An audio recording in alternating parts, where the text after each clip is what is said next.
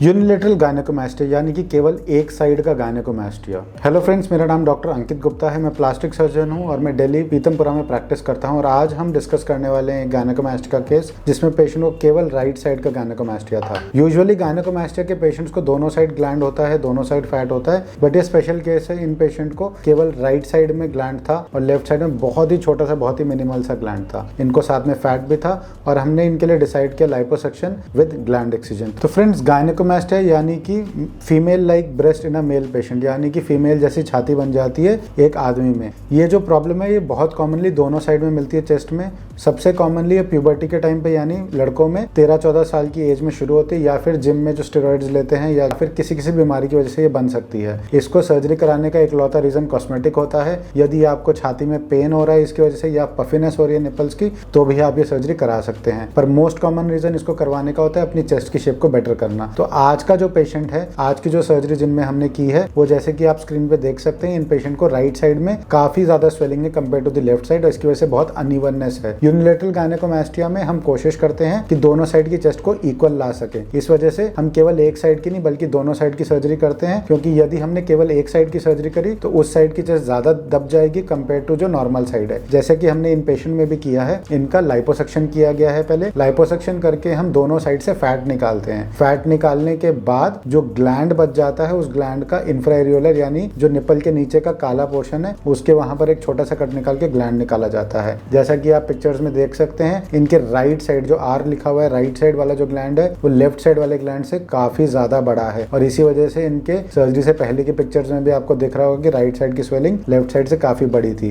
ये जो पूरी सर्जरी है ये दोनों तरीके से की जा सकती है, चाहे तो लोकल एनेस्थीसिया या फिर बेहोश करके जनरल एनेस्थीसिया में। इन पेशेंट की हमने जनरल एनेस्थीसिया में ये सर्जरी की थी क्योंकि ये नहीं चाहते थे कि ये सर्जरी के दौरान जगे रहें। यदि आप चाहते हैं आप सर्जरी में जगे रहें तो लोकल एनेस्थीसिया में भी हम ये सर्जरी कर सकते हैं, यदि आपका ग्लैंड का साइज छोटा है और ज्यादा लाइपोसक्शन की जरूरत नहीं है आपको। ये जो सर्जरी होती है केवल 1 से 1.5 घंटा लेती है और ये परमानेंटली आपके ग्लैंड और फैट को वहां से रिमूव कर देती है। यदि आप अपने वेट को मेंटेन रखते हैं, बाद में बहुत ज्यादा वेट गेन नहीं करते हैं, तो ये रिजल्ट परमानेंट रहते हैं। इसका जो स्कार है वो ऑलमोस्ट इनविजिबल सा हो जाता है आफ्टर अबाउट 6 मंथ्स। ये ढूंढना मुश्किल हो जाता है कि सर्जरी किस जगह से की गई थी। जैसे कि आप 2 दिन बाद की पिक्चर्स में देख सकते हैं, हार्डली कहीं से पता चल पा रहा है कि इनके कोई स्वेलिंग थी पहले या कोई भी इनको ग्लैंड था पहले, और जो चेस्ट की सिमेट्री है ऑलमोस्ट इक्वल हो चुकी है। इस सर्जरी के बाद आपको 1 महीने तक गारमेंट पहन के रखना होता है और वो जो गारमेंट है वो आपकी चेस्ट की शेप को और बेहतर बनाने में, इंप्रूवमेंट करने में हेल्प करता है। तो ये था एक शॉर्ट डिस्क्रिप्शन ऑफ गायनेकोमास्टिया और ये आप पेशेंट का देख सकते हैं बिफोर आफ्टर